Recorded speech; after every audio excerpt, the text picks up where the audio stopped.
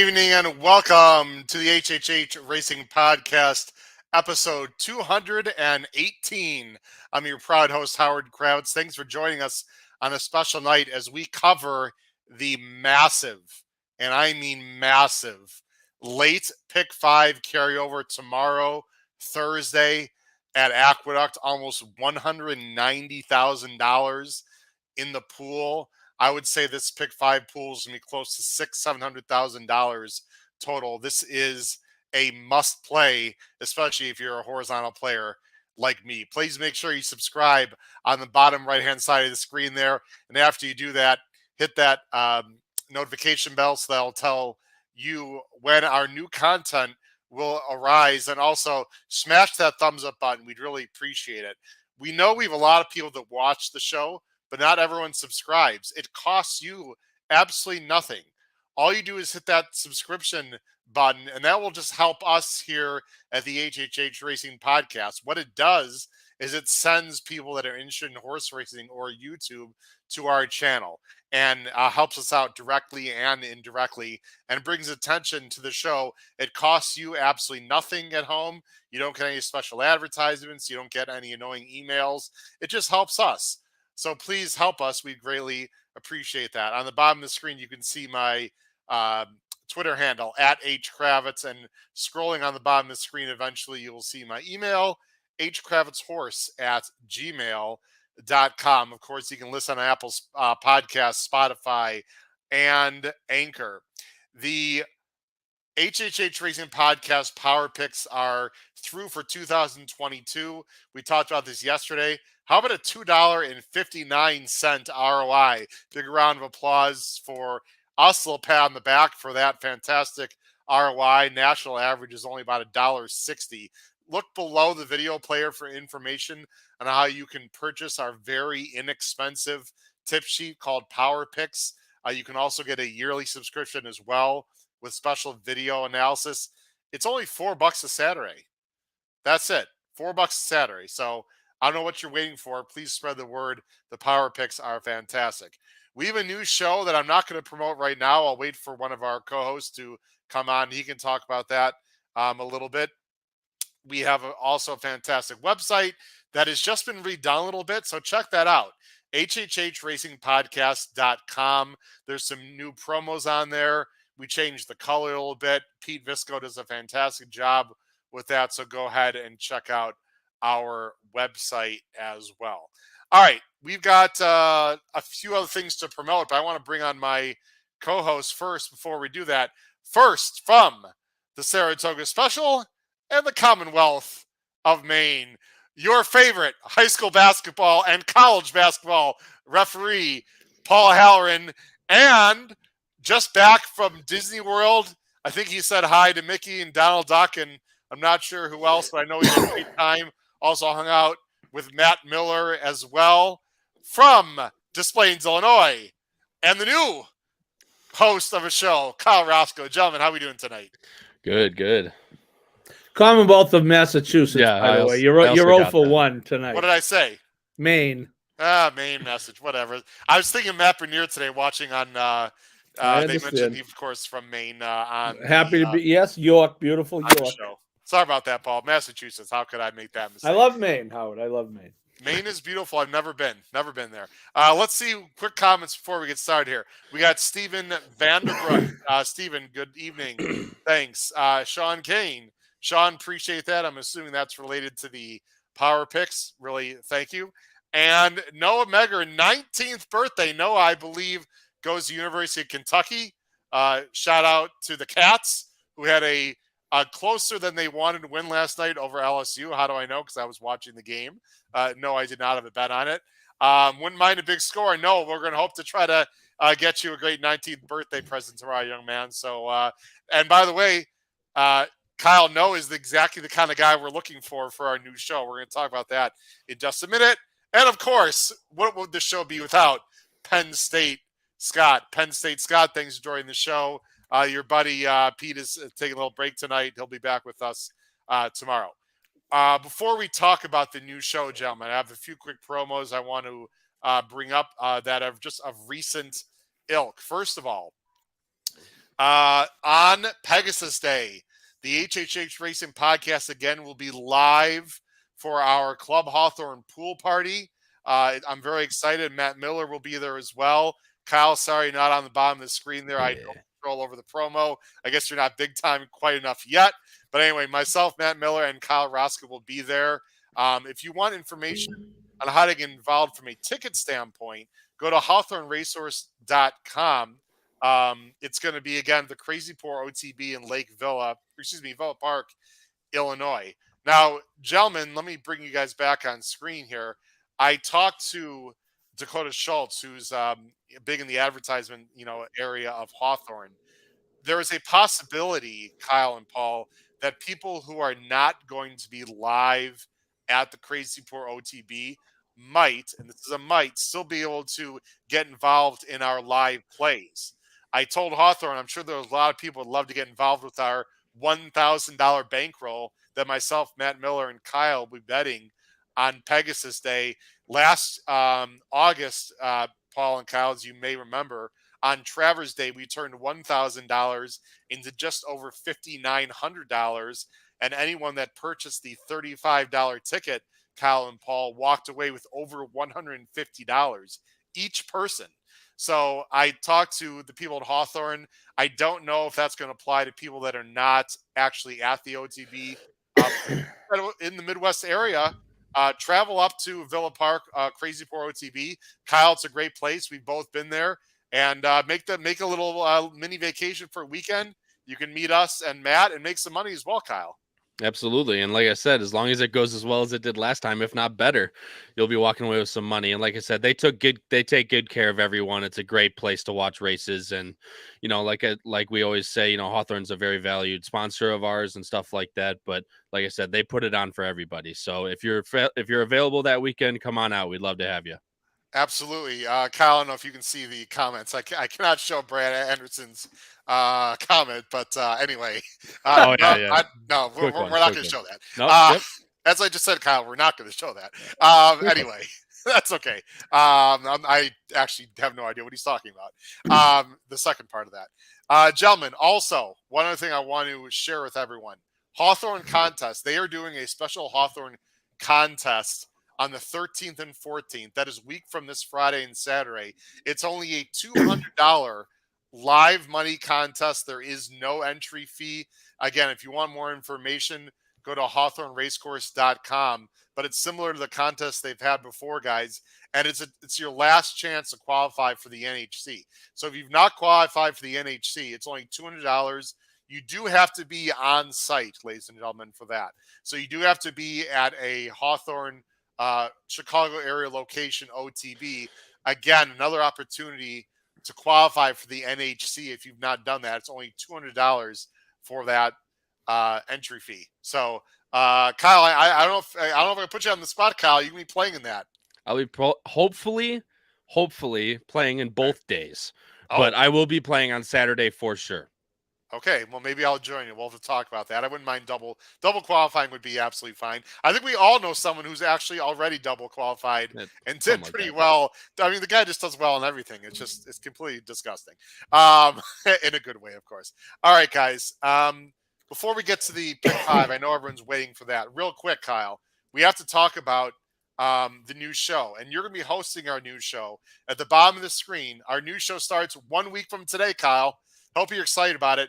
Very briefly, it's going to be a week from tonight. It's going to be at Wednesday nights, 9 p.m. Eastern. It's a little bit later. You're hosting it. Kyle, tell a little bit about the show, the title, who your co-host is going to be, and the overall theme of the show. Yeah, of course. And for very long-time fans of the HHH Racing Podcast, you'll remember a night that we had one for college night one night, and that's going to be kind of the emphasis on this new type of show. It's going to be a little later on Wednesday nights. It's going to be a little more laid back. Like I said, it's not that we don't have fun here on the flagship shows, but we're going to have a little more fun, a little more viewer participation, hopefully, as long as everyone abides by the rules, of course. But it's going to be most likely called Betting and Boozing. with me, Patrick Kunsel, who is on College Night, and Charlie Freeman as well would be participating in it, who was also on that College Night show. We're gonna have a lot of fun, most likely a lot of brews for me and Patrick there on the show. And like I said, it's gonna be a lot more laid back, a lot more fun, and like I said, a lot of your participation. We're gonna be going over a late pick 4 on that Friday, on most likely that Friday. Or I mean, it could be later because, as we know, we all love Gulfstream and how early they put out their PPs. And we're also going to be talking about sports. We're going to be talking about, the football playoffs are going to start close to where we're talking about it. The college football playoff is going to be that Monday before our show. So there's going to be a lot of talk about some sports betting towards the weekend and stuff like that. So if you're into any of that and any of that sounds fun to you, please come join us. We'd love to have you on Wednesday nights. And this show is for 18 years olds. It's for 75-year-olds. It's Absolutely. For everyone. The angle is going to be a little bit towards our younger crowd. But again, that's certainly we want everyone watching. And for those of you that watch the show that may have younger sons or daughters that are like millennial age, between like 18 to 30, it's sort of geared a little bit more towards that age group, or 35-ish. So again, we want everyone watching the show, but we want to also start catering a bit to our younger crowd, Paul, because really that's the future of the game, because you and I will be dead and gone at some point, hopefully not for many, many years to come. But, there's a lot of stuff out there, and a lot of people with the way the sports betting is going right now, Paul, I think that is something that we should dive into a little bit also here on the show. Yeah, I think one of the big misnomers was that the advent of of legal sports betting, sports betting's been around forever, and on an technically illegal, but I really never got how people thought it was a big threat to horse racing. Say, well, you can bet a game every 2 minutes. You got to wait half a. It's like, around here we have Dunkin' Donuts as our big coffee shop. There are some streets, there are 4 of them on. Well, there's a reason for that. So I think the sports betting thing can certainly coexist with racing, and I think it could have the effect of bringing some of those dollars into racing, especially at the locations, like a Monmouth Park, where there's the William Hill, the sports book, or the Meadowlands, or I think, Howard, we're going to see the day where any state sports betting is legal at. If there's a quote real racetrack, you're going to have, probably one day at Belmont Park, there'll be a sports book down the line. So bring it on, I say. Yeah, it's very likely that's going to happen. And again, we are going to talk about horse racing on that Wednesday show, but it'll probably be covering, as Kyle said, a Friday bet. So again, we want to try to keep things live and fresh here. Please comment down below the video player your general thoughts about this format and the type of show. And then, of course, as it occurs next Wednesday, we'd love for everyone to watch. Please spread the word. We really need your help out there. Anytime you start something new and fresh, we need your help. We're going to be doing all the advertising through Twitter and Instagram, a lot of other platforms as well. But we really need your help. And please watch the show on Wednesday nights, along, of course, with our flagship show on Thursday nights. All right, guys, let's jump in to the Pick 5. Paul, these opportunities don't come around too often. Pick 5 carryovers at big racetracks like, California, New York, Kentucky. Paul, in my opinion, whether you're a big horizontal player or not, and when I say big, I don't necessarily mean dollar amounts. I mean frequency. There's free money out there, and I don't want to get into the details of the math, Paul, but you'd really be silly not to at least take who's better qualified to get into the details. It's really a mistake, in my opinion, to not at least take a small stab at what is basically a bunch of free money in the kitty for tomorrow at Aqueduct. Right. Well, I think without getting into the details, Howard, what you're trying to say is, there's a Pick 5 wager, has a takeout of anywhere from 15 to low 20%. So, for every, say it's 15%, for every $1,000 that goes in the pool, 150 is being taken out. But when you're starting with $185,000, that 185 goes to mitigate that takeout. So, you sometimes you can get a bet where actually you have real equity in the bet. So that's why you really have to play. whether you were part of contributing to that 185 or not, the people who bet into it on Sunday. But for those, I actually didn't bet into the late pick 5. But yeah, I think it's a great opportunity, and it's for a Thursday 8-race card in New York, why not take a swing? And there's only one horse that carried over the pick 5, and of course that horse won. And the jockey we talked about this last night Monday night was Jackie Davis, who caused that carryover. Let's jump in, guys. We got a lot of people watching live, and they want to hear our opinions. The pick 5 sequence tomorrow. Again, this is Thursday at Aqueduct. Starts in race 4 at approximately 2:15 Eastern Standard Time.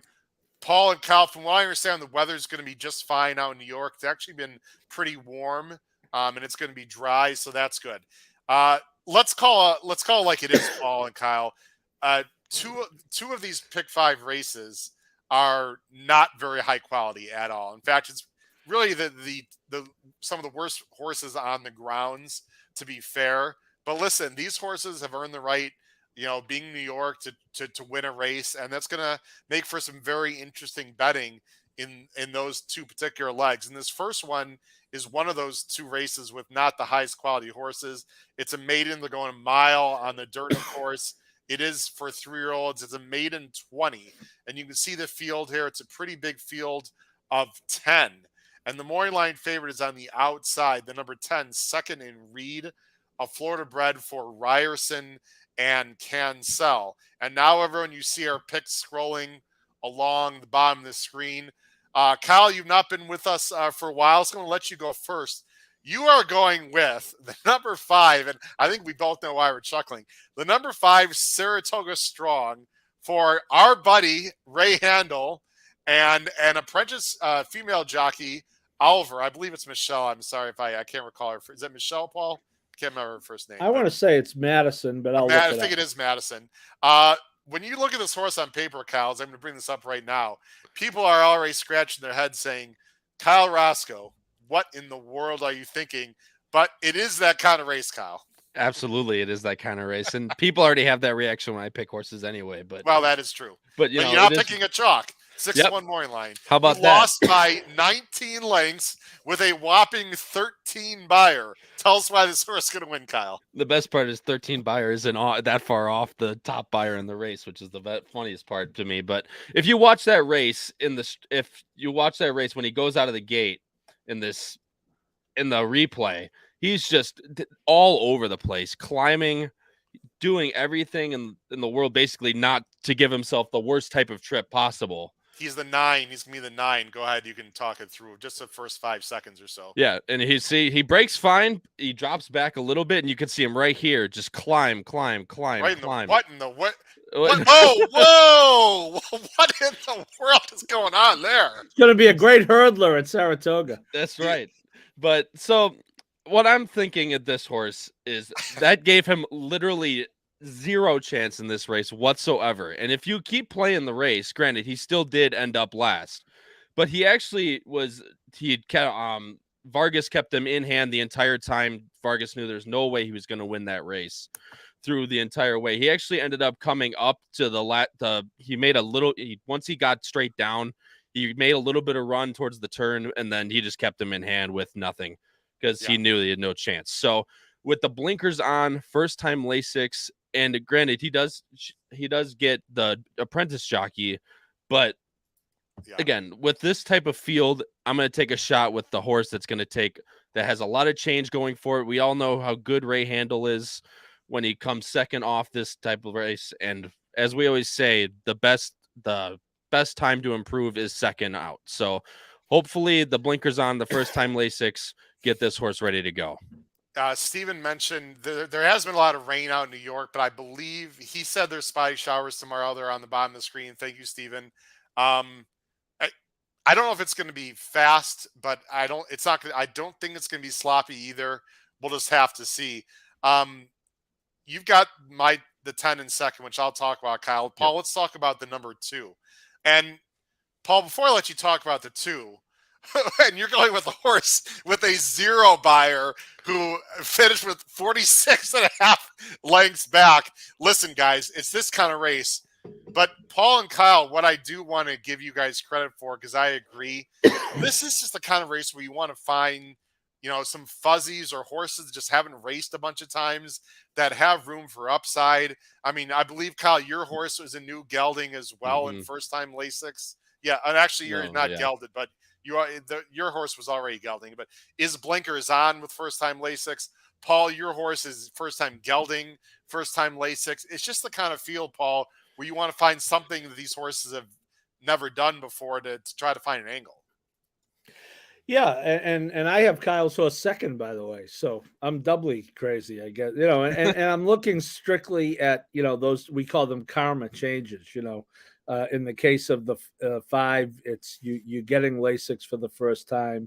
You're getting the 10-pound apprentice, who won a race on New Year's Eve, by the way. She had 2 wins last year. One of them was on New Year's Eve, so she's hot.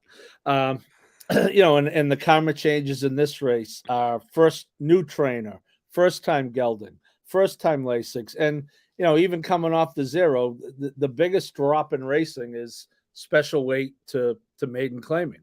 So you put it all together, and when a horse in its first start, like you showed the beginning of that Kyle's horse, the 5, who was the 9 last time, and you'll see this horse absolutely got bumped a little at the break, got taken up. They're just not gonna really pursue in a first start if they know that the horse has no chance. Yours is the 3 horse in this race, and I've got this horse in third. You can see right there, just doesn't break great, and then doesn't break, and then you're going to get to a point where Caramouche is just going to take care of the horse. Not the second, but clearly, and that's the other thing. The hardest thing to do. You never know how a horse is going to come out of the gate. There's a reason why you have to gate school. The horse has to get his gate card from the from the gate crew before they let him or her make a start. So you just never know. When a horse gets this far behind in a first time start, the other thing about this too, and I don't know if it's good news or bad news, Howard, they paid $300,000 for this horse. So someone thought he was going to be okay. It's probably not a good sign that they're willing to lose him for 20 tomorrow. But you'll see when we get to my ticket, Howard. I actually did this race last when I put the ticket together, as far as the numbers, because I wanted to see how deep I could go and stay under our new $100 figure. And the number was 5. And that's real. The one thing I would say, though, to people is take advantage of the fact that this is the first leg.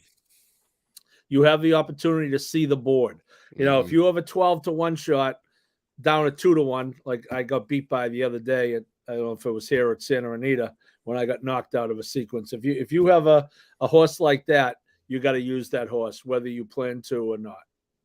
Yeah, the board is important to watch here. There's 2 horses that I like on top that you guys don't have on top. One is the number 10, Second and Reed. Guys, this is a guess, but I mean, this is a drop down. And as Kyle said earlier, this 37 and 32 buyer not only fits, it's the best darn figures in this race practically. I mean, you scroll through. I mean, for New York, this got to be. I don't want to be disrespectful to the connections of these horses because, listen, they all, like I said, have earned their spot to run in this race. But Paul, you and I have been betting New York a long, long time. I am not sure I've seen a weaker race at a major New York circuit than this one in a long time. I mean, this is just, it is what it is. And a 37 and 32 buyer absolutely fits. He's first time Lasix, the number 10, Second and Reed. You figure he's going to show some speed. He's been involved in some fast paces.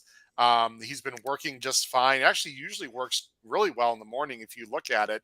Just hasn't equated to the afternoon. I don't know. I mean, I wouldn't use this horse on the win end anything lower than 3-1. But in this sequence, that's my top choice. And the other one I'll just quickly mention is the number 6, Basic Truth, who, again, if you watch this replay, was really weird because he broke actually very well. This is the 4. I'll go ahead and make the screen bigger. Watch the 4 here. Breaks very well and actually shows some speed. And then inexplicably, you see right here, sort of, he wasn't in tight. It looked like maybe he just didn't want the kickback, guys, because you see he's like right up on the pace. He was never checked. And then once the horses get in front of him, now it's a little bit hard to tell, but if you look carefully, like the horse is losing his stride. The jockey's hands are like higher up in the with the reins. The horse, you see how the head carriage of the horse is really high. It almost looked like the horse just maybe was taking some kickback that he didn't want. And I say that because if you look in the stretch, he's right. You see there was a lot of mud and kickback there. So it sure appears that way, guys. But the one thing I do like about the 6 is he's only had one lifetime start, and he did show some speed, and he's dropping down. So look, guys, we all frankly have absolutely no freaking clue what's going to happen. I'm using your 2, Paul. I'm using your 5, Kyle. I'm using 5 horses. I'm using the 3. It's a wide open race, Kyle, right? Yeah, I mean, absolutely. I mean, when the top buyer in the field is a 37, the race is, you got to find something in here. And if it's not, it's not going to be the favorite, who else is it going to be? And this is the best race to find that out. I also found this funny. A-Roth posted in the chat that there was also a weak maiden field about Lars won by 8 lengths. If you look at the running line of the 6 in the last race, yeah, it was that race. Yeah, that's the best part. And Gemini's mentioning that second read was, boy, all the big hitters are coming out. We got a lot of people watching tonight. That's right. We really appreciate all of our live viewers who are watching tonight, and those of you who watch as a replay either through our audio or YouTube formats. We really thank everyone. Please keep your comments coming, because you're not only helping us out, but you're helping out people in the chat. Hit the crush for tomorrow. So Gemini, we haven't heard from you in a while. Thanks for joining the show. Oh, and one thing about your 6, I'm using them as well. No disrespect of it. That was Frederick Salvador, the jockey. That was he has 19 career starts. This is a huge jockey upgrade to Jose Gomez, who I will release that I did vote for the Apprentice, for the Eclipse Award without getting into my full ballot. But this is, again, Frederick, God love him, could turn out to be great. But with 19 starts, Jose Gomez had a really good year in New York. So you are getting and I don't know if that had anything to do with the way the horse ran last time, but it did seem like the horse was unnecessarily kind of taken out of it. It wasn't like he didn't have to go through that hole. He just had to maintain position, going around the turn and see what happened. But just pointing that out, big jockey upgrade on the 6. Well, and Jose Gomez is very aggressive, and this horse does have 107 early time for him. I don't know about you guys. This is absolutely the race that I'd love to have a horse just go to the front, because these horses are unlikely to pass from anywhere beyond 3 or 4 lengths unless the race completely collapses. Let's go on to the next race, guys. Now, the next 2 races are real nice allowance races. They are smaller fields. I know we'll talk about our pick 5 ticket at the end.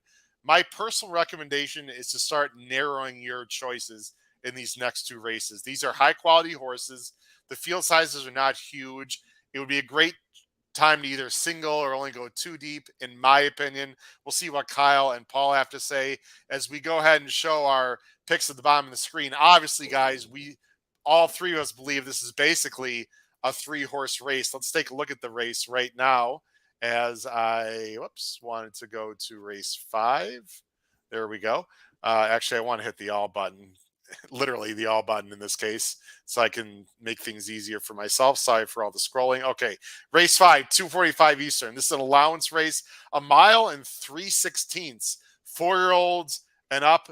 This is non-winners of 1 other than, non-winners of 2 other than, and 2X. You see the field there of 7. The Moorline favorites at number 7. Total Impact on the outside for Linda Rice and Kedrick Carmouche. Paul, I'm going to have you go first. You're going to number 4 for Pletcher and Kinsell, looking to put a little gasoline on this pick 5 fire with gasoline. Well, a couple of things. Obviously in a race of this distance, pedigree is important, and I just did look through and looked at the average winning distance for the progeny of both Curlin, my favorite horse of all time, and Yellow Agate, and this horse checks out the highs. The average winning distance for horses out of Yellow Agate is actually 9 furlongs. Wow. So, I am not a huge gemologist who's also long distance horse. Yeah, so, I'm not a huge Eric Cancel fan, but the one thing I will tell you about these races, Howard, especially the horses who don't run it, the big misnomer is thinking you're going to get a horse to come from the clouds. Because if you look at it rationally, after they've run 1 mile and 1/8, how much energy is anyone going to still have to really close? So I want a horse who's going to be, not necessarily on the pace, if not doesn't have to be on the lead, but this horse looks very tactical. He should be, the distance should be okay with that pedigree. Pletcher excels in dirt distance races, and again, I'm not the biggest Cancel fan, but he doesn't get a lot from Todd, so you'll know he'll be riding his eyeballs out for Pletcher. So you put that all together, and I landed on him. I completely agree. If we scroll through the field, look at the early time form. Again, this early time form US pace that I know Pete and I mentioned on the show Monday when we were talking about using speed horses. And I don't know if you watched Gulfstream or heard about Gulfstream today, Paul. 2 large price horses won, both on the lead, just to let you know, based on our conversation from Monday. The number 1, Anejo, an 83 early time form, 73 early time form, 92, and then bam, 107 early time form for Gasoline, Royal Tris 73, Vasariano 103. I think the 6 will show some speed. I don't think Gomez is fast enough to really put pressure on the 4. We'll see. And then Total Impact 64. So, Paul, you see my choice. I completely agree with you. The other thing about Gasoline, this last race was was a pretty darn tough field. I just want to look at the field. I Am the Law is a nice horse here who is improving with an 82 and a 90 buyer. Curlin's Wisdom came back and won with a 95 buyer. So again, he was facing 2 very nice horses. I know he gave it up, and we're not going to watch the replay, but he was being pressed a bit in that race. It was also his first start since September. Paul, I am not singling this horse, but I wouldn't blame anyone who decided to single this horse in the pick 5, frankly, and just go for it. Yeah, I was 2 deep, and I ended up 3 deep because I just have this annoying feeling that the 1 could win this race, and there's not, he looks okay on paper. There's not a lot to back it up, but played the horse before. I don't know. I just had on a caveman. I had to throw him in, but I'm with you. I think that I don't know that I'd single him, but I could go, if I had to, I could easily go 2 deep. Again, and it's probably a little, I'm just not a huge Cancel guy. I don't know that I want a single Cancel with a big ticket on the line. There's the one who I personally don't love, but I get it. I'm not sure about the distance. I don't know about the distance with the 1 personally. Is no my doubt. concern there. Yep. Total Impact, Kyle, is your top choice. I'm using this horse second. I'm pretty much just using these 2. He was very, very good last time. We're not going to show the whole replay. He broke from the outside, just rolled, by the field. It was a starter allowance. This is a step up in class. Correct. And look, I could be completely wrong, and this could easily torch me, but because I almost picked exactly what you guys had. We could have had all 3 the same, but that last race off the claim for Linda Rice throws him in a starter allowance, wins for fun. Like I said, I'm not sure who he beat in that race, if too much, but that move on the turn, I'm sure you're going to show it here. The end of it. Sorry, let me back it up a little bit. This horse looks like he'll love the extra distance. Right here. You'll see him just swing up on the outside, completely in hand from Carmouche, and just absolutely flies by this entire field without even a doubt in anyone's mind. Look, like I said, this could completely torch me, but Linda Rice claims it for 40, throws in a starter allowance for 50, wins pretty much for fun off after that turn move, and now throws him up into a really nice allowance race for 82. Like I said, after that last race. That's what threw me to him over Gasoline. Gasoline should be able to get the distance, but I'm hoping that the 6 will go with him and be able for Total Impact to throw in that exact same move on the turn to be able to win this race. Now, this is why I firmly believe, selfishly, that the HHH Racing podcast is one of the best podcasts out there in the country. And the reason is because we deep dive everyone. If you watch the replay, Kyle, and you look at the number, the 90 fig, the replay, you're like, oh, this horse is a single. He's going to win. Mm-hmm. And this horse absolutely could win tomorrow without a doubt. But look at who he faced in that last race. Yep. And that, you say he blew by the field. Yeah, but who was he blowing by? I mean, look at the buyers in that race. There was really no one running. And when you look at the this was the where I have my arrow here was the buyers of the race we just watched. But when you look back at the previous races, they almost all these horses digress, which tells me, Kyle, that this fig right here in this second to left column is probably not true figs. That's really probably, downgrade these. I don't know if it's downgraded this much, but the horse he beat, Gut Feeling, is a mid 70s buyer, basically horse. Timbuktu is a mid 70s. And then, Blue Grotto, Bird, they're all like 70s at best, realistically. When you compare that, guys, to the field, that Gasoline was in, to me, it's not even close. So yeah. I'm not saying people should not use Tonal Impact. I'm not saying the horse can't win. I'm just trying to put a little perspective on the race, Kyle. And Tonal Impact is certainly not a sure thing. And he's going to have to run down, in theory, Gasoline, who is a better horse than certainly he faced last time. And I don't disagree with that by any means, because I even said it when I was going through, he might not have beat too much, but just that move for me is what I'm hoping will be put onto the turn. But we'll see what happens when it comes tomorrow. Paul, to me, it's either 4-7 or I don't know. I guess the one could win. I looked at the two a little bit. To me, Roth thinks the one can win. Well, A. Roth is a bright guy. Jeff I don't Amster, know. Thank you, Jeff. Yellow Agate won the Frisette for Clement. Yes. Very good. Yeah, I don't know if the one gets distance. I'd like to move on, guys, but this one has not gone this distance. It's never gone this distance, and every time he goes further, he regresses to me. So forget about the trainer change means nothing. More is the assistant for Doug O'Neill when Doug O'Neill was suspended. So that means nothing to me. It's also his first race at Aqueduct. I don't know. To me, guys. Oh, he's 1 for 1 at Aqueduct.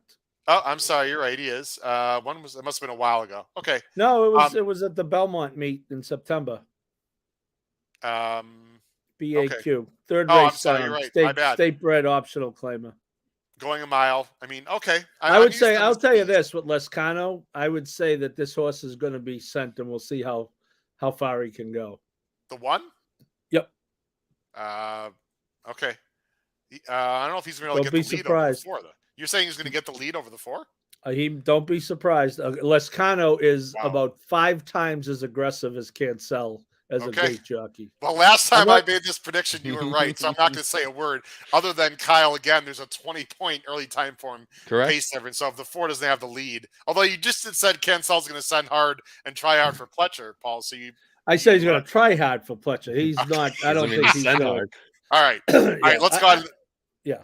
No, go ahead, Paul. Go ahead, fish it. No, I was going to say, I think with the pedigree, I think you look at it and the connections of the 4 are pretty sure he can get the distance, whether he wins. Right. But the 1, and you bring up a good point, they're not sure, but I think they might want to find out on the lead as opposed to trying to close. So I will tell you this one's going to be right in the thick of things early. Okay. That would not be good for our 4. We'll have to see what the break looks like. The next race, you see our picks on the bottom of the screen right now. Race 6, about 3:15. This is another allowance race, another 2-turn race. I love 2-turn dirt races, by the way. Probably my favorite races out there. 2-turn dirt races I like a lot. 1 1/8. This is another allowance race. This is for New York breds, though. N2X. You see the morning line favorite is a coupled entry, which I personally find very annoying, but it's the no reason for it. No reason for it in the year 2023. By the way, New York has got to get rid of that. Go ahead. Sorry, I don't disagree with you. You got 2 horses. One's trained by Atras. One's trained by Henning. You got Vargas on one, Carmouche on the other. Simply and Ouster. To me, Simply is by far the better horse of the 2. But let me go ahead and go to Paul first. Actually, we all have the 1. We do need to talk about both of them, though, because in case one of them scratches. So, Paul, of the 1 or 1A, who do you prefer, and tell us why? I prefer the 1. I'm with you, Howard. And this is what I call LMS, Lazy Man's single. And I'm looking at it as I'm not really singling because I'm ostensibly getting 2 of them if one of them does. And, there's no reason for one to scratch necessarily.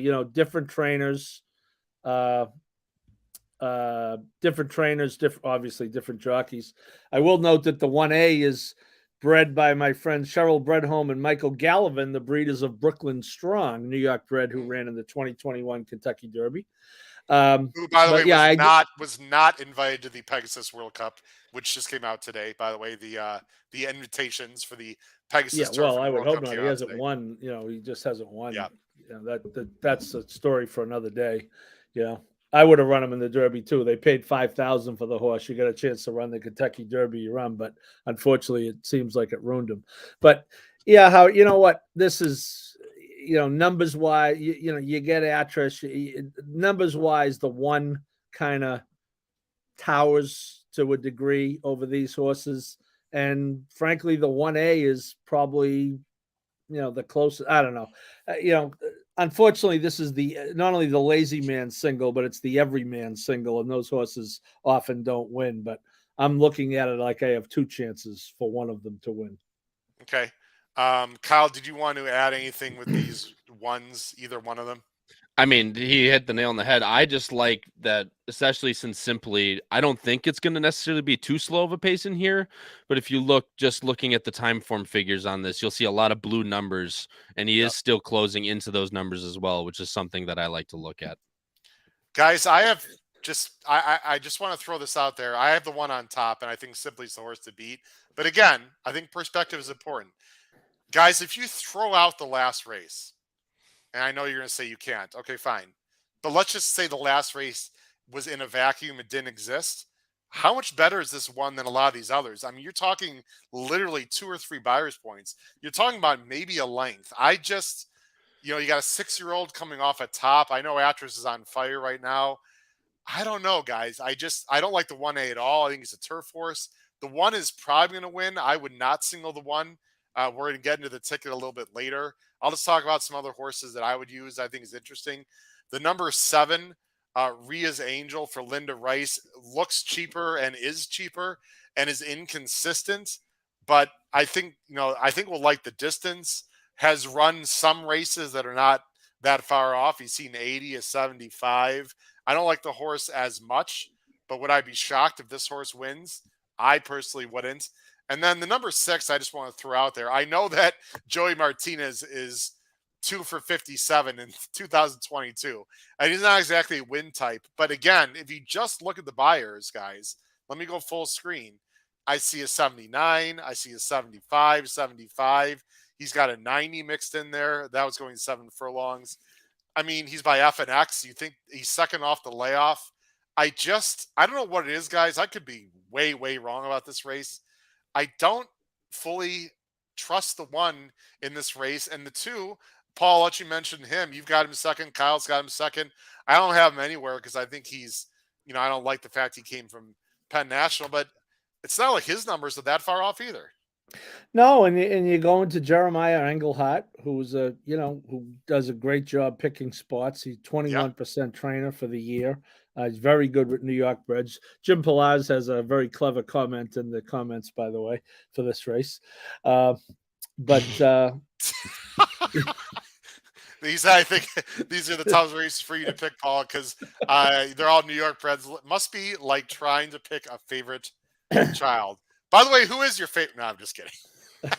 Go ahead. Well, one of them is in my house, and one of them just got through watching Villanova beat Georgetown live in person in Washington, D.C., which was a great Christmas gift from her parents. Okay.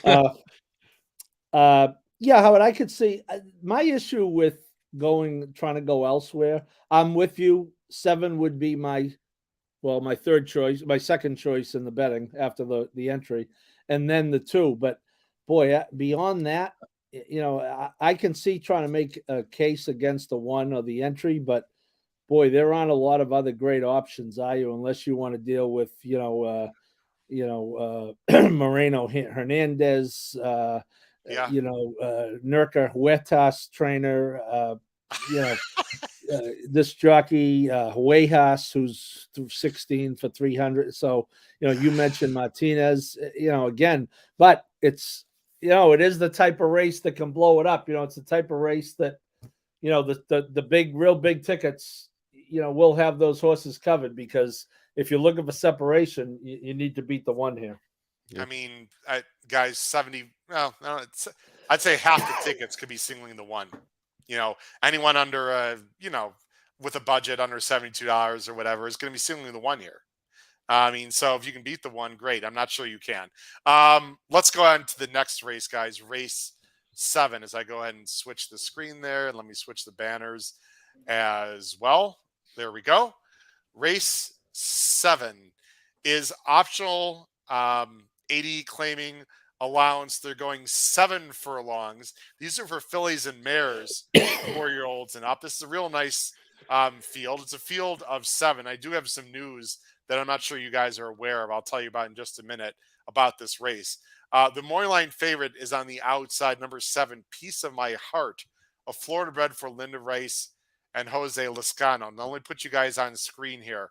The number 5 of Fouette will be scratched for Linda Rice. Now, there you go. That is they're not going to run her back that quickly. I read about it. They didn't want to run her back in a week. She just wired a field of 3 horses last week. That does take speed out of the race. Kyle and Paul, if that change, well, Kyle, you have this horse 3rd. Yeah. So if that changes your picks, let me know. I'll be happy to change them on the screen. Paul's like, no, that's not going to change anything. That does take some speed out of the race. Kyle, let's go to you first. You have the 7 along with me, the favorite, Piece of My Heart. Yeah, and the only thing it would change about my picks would be I had 7-1-5 deuce, so I'd put the deuce in 3rd. But so just to add on to all of us. But and again, like I just said last race, I really love the angle where these horses, granted, this horse has a lot more tactical speed than the last one I talked about, but it's closing up to slow paces and actually closed up to Fouette, who is actually going to be scratched and lost by a head when Fouette had a easy lead that entire race. So for Lescano, who's the number 1 call guy for Linda Rice, the numbers are just super good. This horse looks to get the trip, especially with that great. I love the outside draw in this race. Granted, like we said, it is only 3 horses, but this is Piece of My Heart right here. Fouette, who's not going to be in the race. I mean, 3-horse fields, Kyle. Yeah, they almost never collapse. And Fouette, who again is not in the race tomorrow, was absolutely all out to win this race. And the 1, Piece of My Heart, blew by the 5 at the wire. And tomorrow's race is a furlong longer. Exactly, and that was my next point. Was I really actually like the addition of the furlong longer? As you can see, he re-breaks at probably right at the wire. So the 6 furlong would be the answer there, and then gets an extra furlong after that. I really like that angle as well. It's a she. You got any beverage out there, Paul? Shoot. I think this is the first one of 2023. Kyle's first incorrect gender name. There we go. Yep, there we go. Everyone take a drink out there and like I said, that'll definitely be a fixture because I'm sure it won't be the last one of 2023. You need to have a keg nearby for your show since you're hosting it with all the horses you're going to be misgendering. Hey, anyway. Come on. Wait. You don't know that. I'm a changed man 2023. That's it. That's my only one. Wow. Okay, I'll hear that when I see it. But anyway, that's like Piece of My Heart, your top choice. But yeah, that's exactly. I love the furlong longer for this horse. I mean, like you said, 3-horse races never collapse almost, especially with the cold time for numbers, which show it right there. I love the re-break at 6 furlongs. I think, like I said, I think the furlong extra helps him, and I'm going to take him on top. Kyle, great question from a new viewer, I believe, right at the wire. I've not seen him before or her. Right at the wire. Thanks for joining the HHH Racing Podcast. Paul, I'm going to direct this towards you, even though you have the 7-second. Should we be worried about the second itis for the 17 lifetime starts, 4 seconds? Excuse me, 25 lifetime starts, 8 seconds. I was looking at Fast Dirt. My bad. Well, let's play Thoroughbred Jeopardy. And the answer is May 1st, 2020. Anyone want to have what the question is? Well, she didn't run that day. Sounds like the Oaks.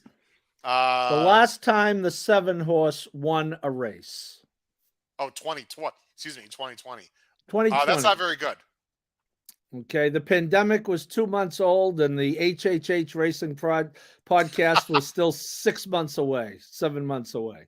Well, just to make myself feel better, I want to see the race there. And wait, where is it? Now, if you go for that far back in 2020, you're going to see some Grade 3 races.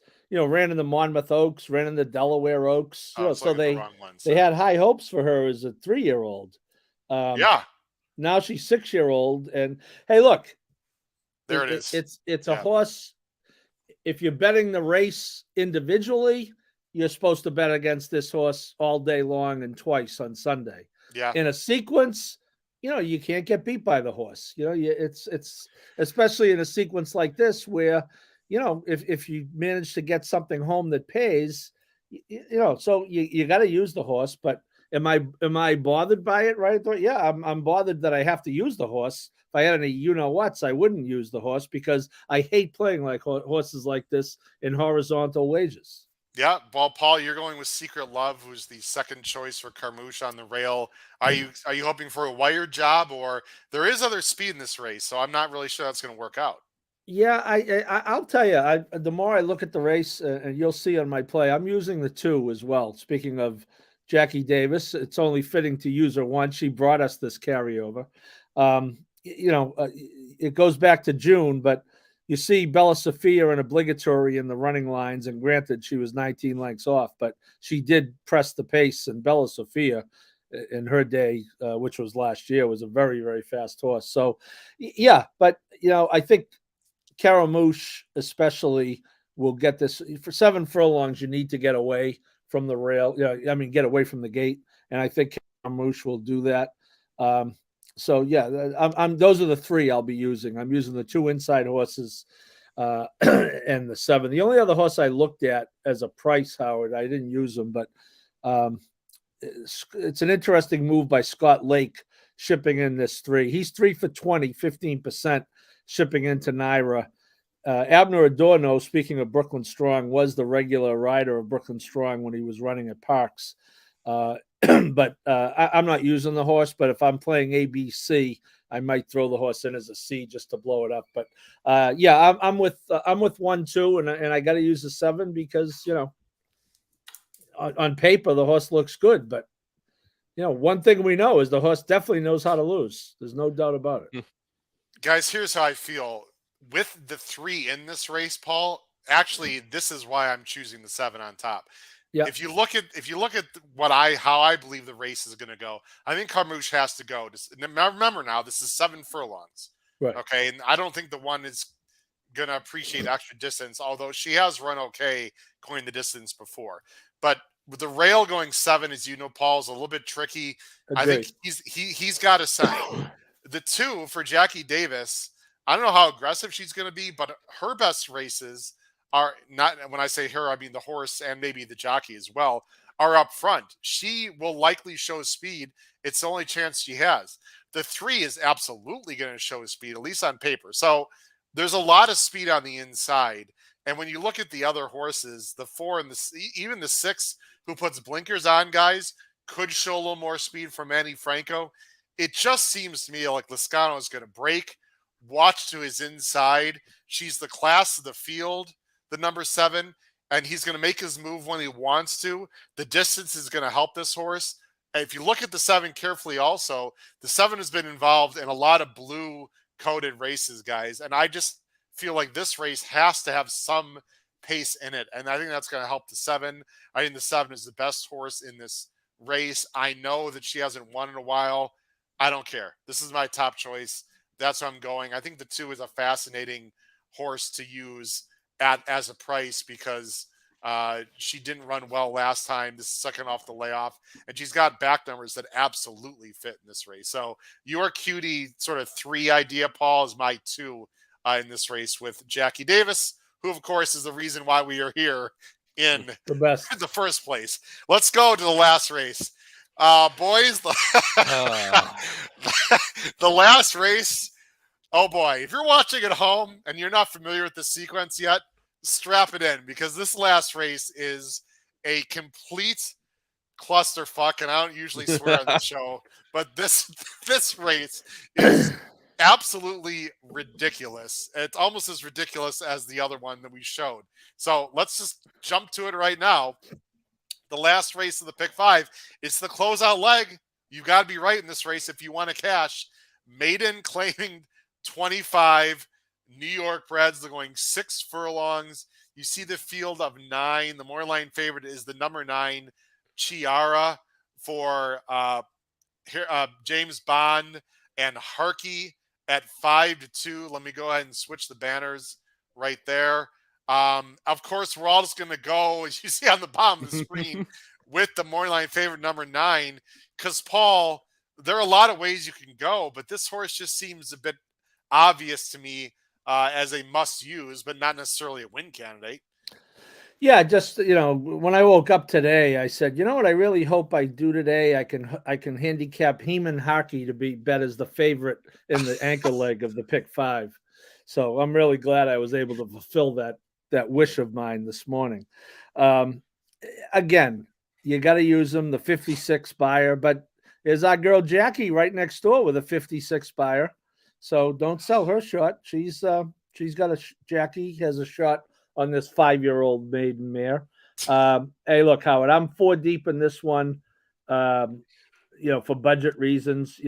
I have half the field in the first leg. I'd like to have more than half in this leg, but I settled on 4, and the 9 is obviously one of them, and I did in my top 3 make it the top pick. But would I bet a penny on this horse in the race? No. I mean, I don't know where it comes from, but at least there's an angle that you could say, Paul, that maybe she's just improving as a newly turned 4-year-old. She's not a 5-year-old. It was her first start in several months. Maybe Bond just figured this horse out. It's not like the horse has no breeding either. So to me, this is sometimes the kind of horse that I play against. But based on the field, the outside post, and possible more improvement, I think this is the likely winner in a race where, geez, I mean, you could use many here, right, Paul? Yeah, and this is a homebred. Song Hill Thoroughbreds is James Bond's farm, so this is a homebred.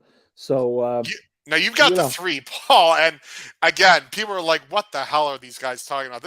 The 3 finished 8th by 30 lengths. Okay, 29 1/4. Excuse me, I was 3/4 a length off. I was rounding up. I don't think anyone at home cares. I've got Franny Lou in 3rd, and Kyle's got a Franny Lou in 2nd. What the hell are we thinking, Paul? How? David Donk, maiden claiming, dirt sprint, 2nd start, 2 for 14. That's like 14%, which in this race, this is huge, right? 14% angle in this race. You get Gomez. We talked about Gomez, who is one of the top apprentices.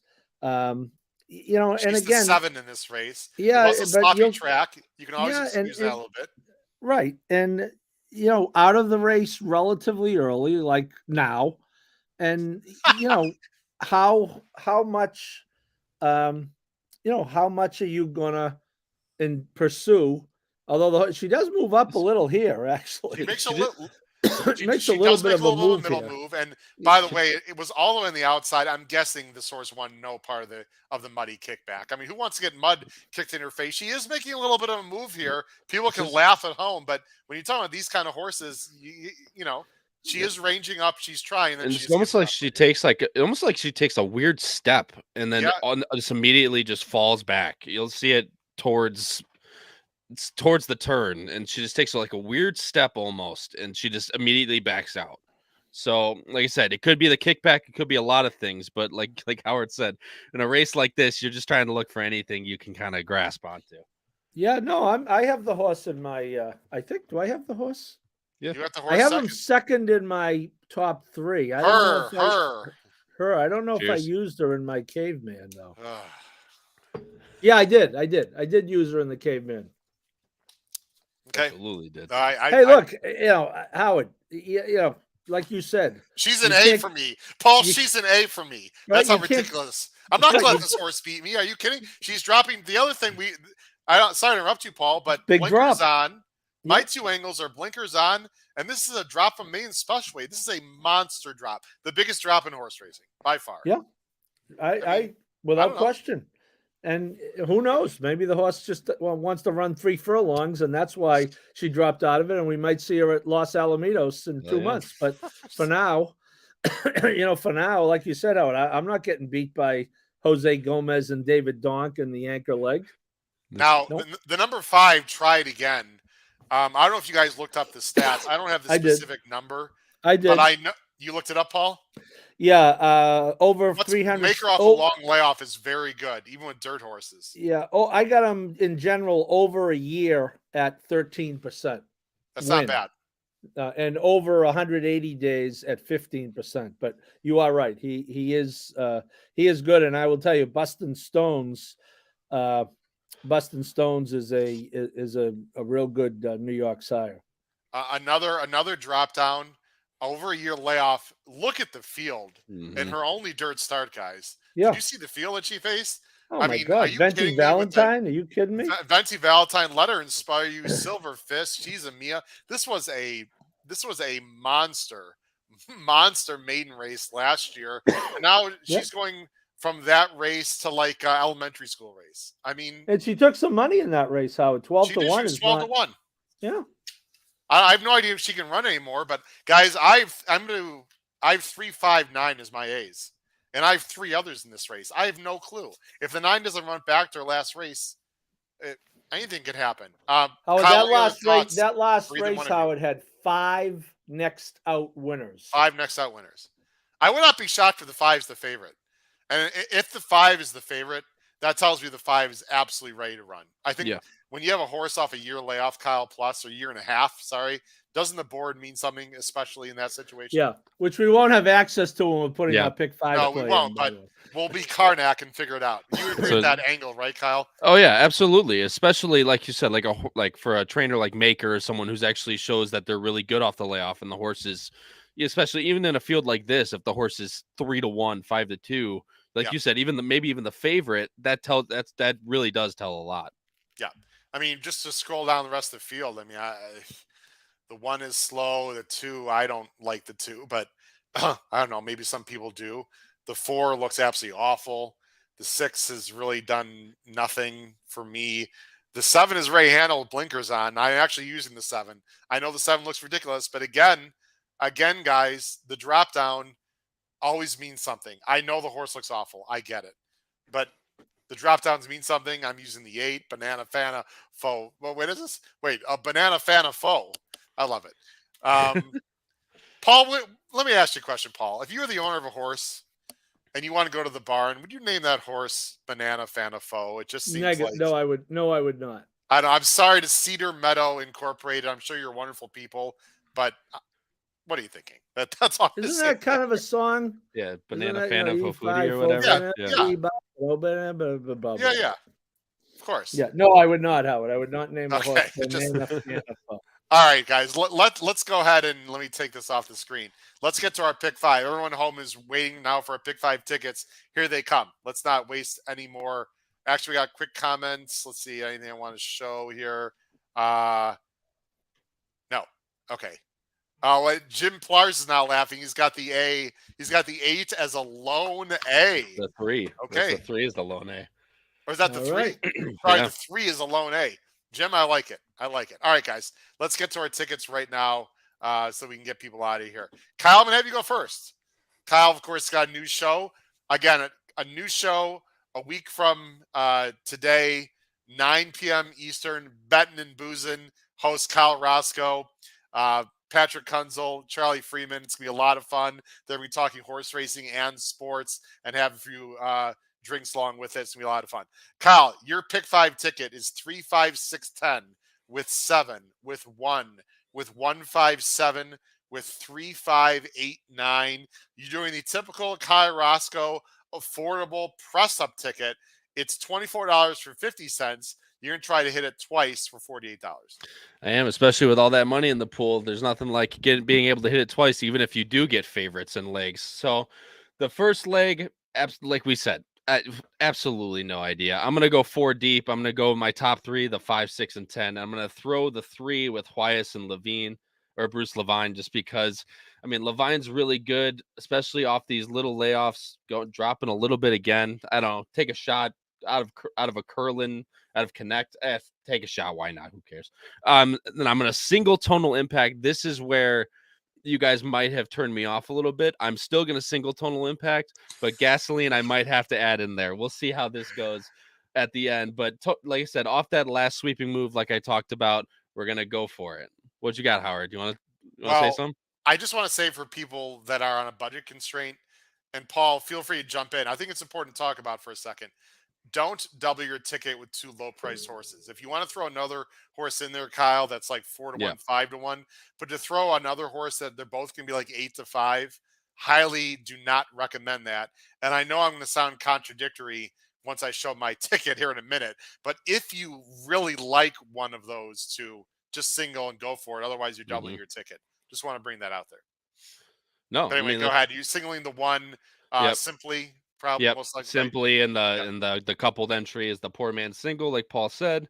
Yep. And then in the next race, I'm gonna take just the top 3. Obviously, the 5 changes to the 2 in this scenario now that the 5 is scratched, so that'll change. But the same structure of the ticket remains the same. And then in the last race, who knows? Throwing the top 3, 5, 3, 9. And I'm gonna throw the 8 in there as well, which seems as the other logical one for me.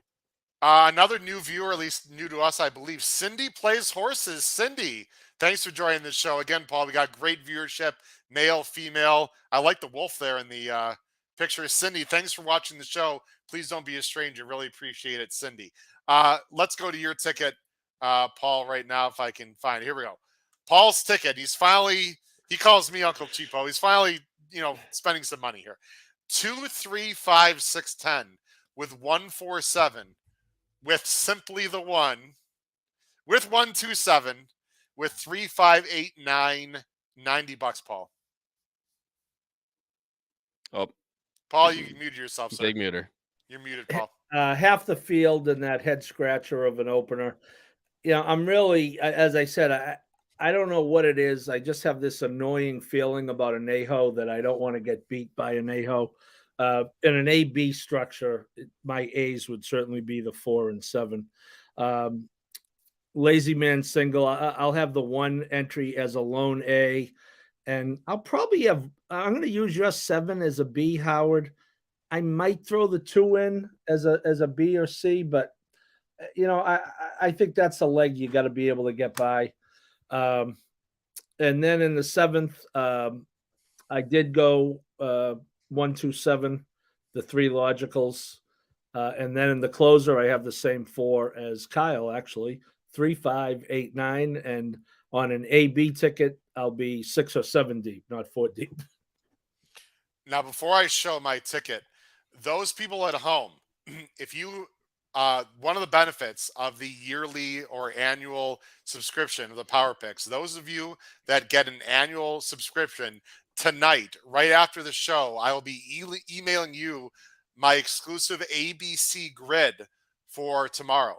Again, you can only get that if you are a yearly or annual subscriber to the Power Pick. So again, there are many benefits to being a yearly subscriber, and you can still do that through Friday. You do not get the 2-month free discount, but you will get these goodies that we're sending out, extra videos. So please strongly consider a yearly subscription to the Power Picks. Look below the video player for that information. I'm going to be emailing a bunch of you my ABC grid for tomorrow.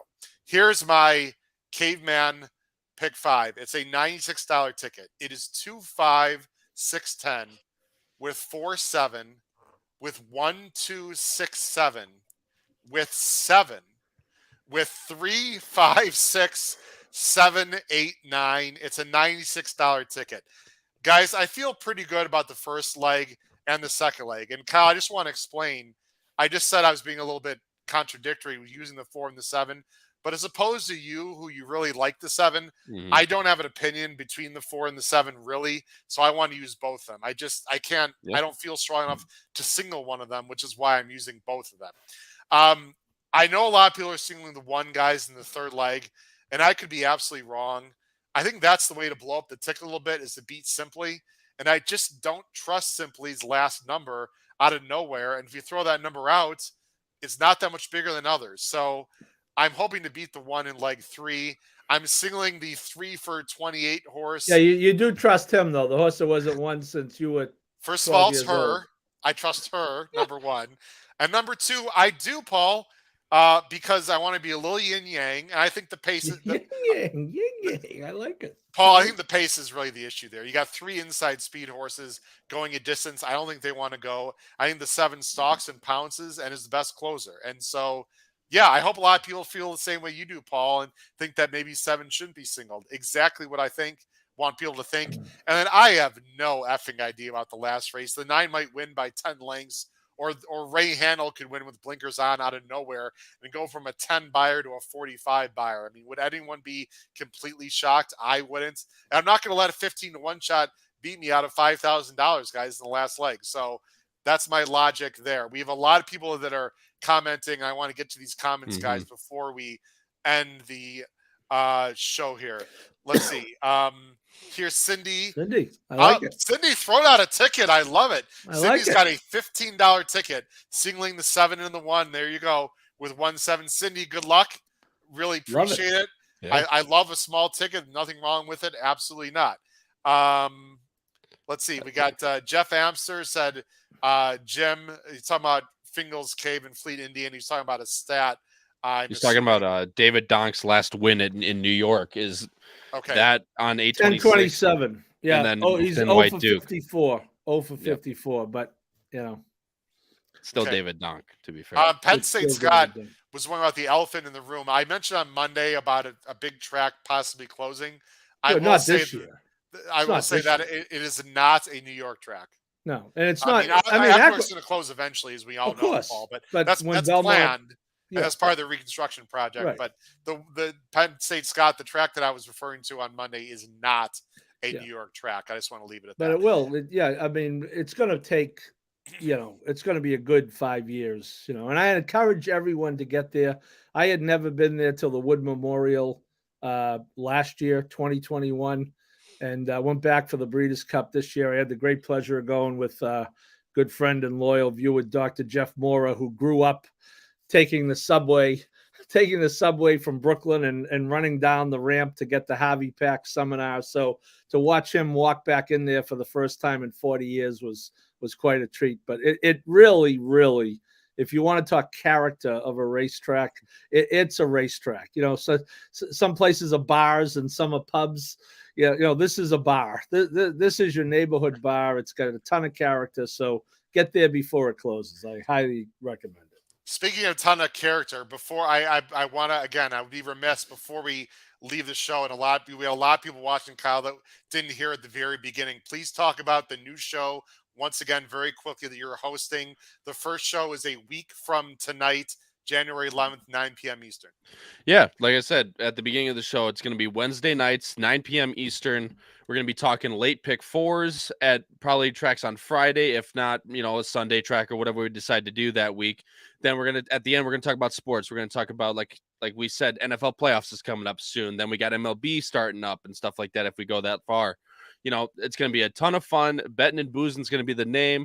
Going to have a lot of drinks, a lot of viewer interaction. It's going to be a hell of a fun time. So we'd love for you to join us.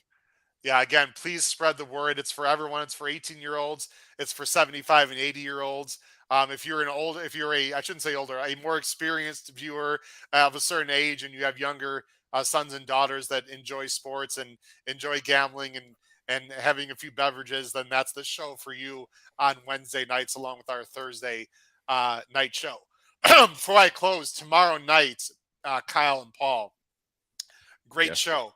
The dollar coast to coast pick 5 starts this Saturday. We're going to be handicapping the $1 base bet. Might need to narrow our choice a little bit on that. It's a 15% takeout. It's run by Stronach, so it's going to be Gulfstream and Santa Anita.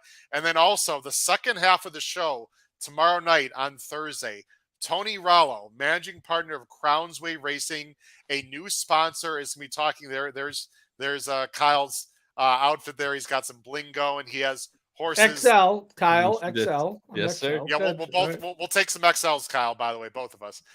Tony, hope you're listening to that. Got to take care of the new, sponsors here. There is a great ownership opportunity, and it's a very low-level, cheap opportunity. You do not need to spend thousands of dollars. If you are not an owner of horses and you're looking to get into a lower introductory level to own some high-quality horses, some 2-year-olds, some claimers with a great outfit and a great organization, please stay tuned tomorrow, Thursday night. It will be at about 8:45 Eastern time after we handicap our pick 5 sequence. Tony Rollo, Crownsway Racing. Kyle, real quick shout out to them. They're great group.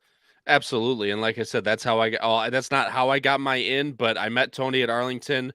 They were originally, he'll talk about it tomorrow, but they were originally Illinois based. Then they started, once Arlington closed, they kind of, now they're spreading their wings a little bit. They got a lot of nice horses in there. So like Howard said, it's a very cheap option. So if you're looking to get into horses, they're a great group of people. And like I said, that's where I got my start, and I'm getting into it, and I love all the people.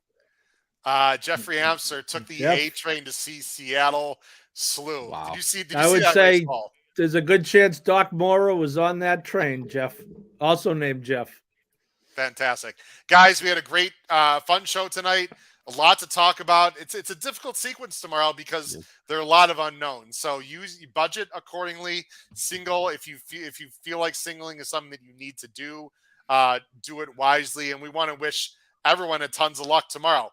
For my co-hosts Paul Halloran and Kyle Roscoe, this has been Howard Kravitz, episode 218 of the HHH Racing Podcast. Please join us tomorrow night, Thursday, for a great show, because we will be celebrating our massive pick 5 scores from Aqueduct. That's right. In their $190,000 carryover tomorrow, Thursday. Paul may or may not be sober. We'll find out. We'll see you tomorrow night, everyone. Take care. Have a great night.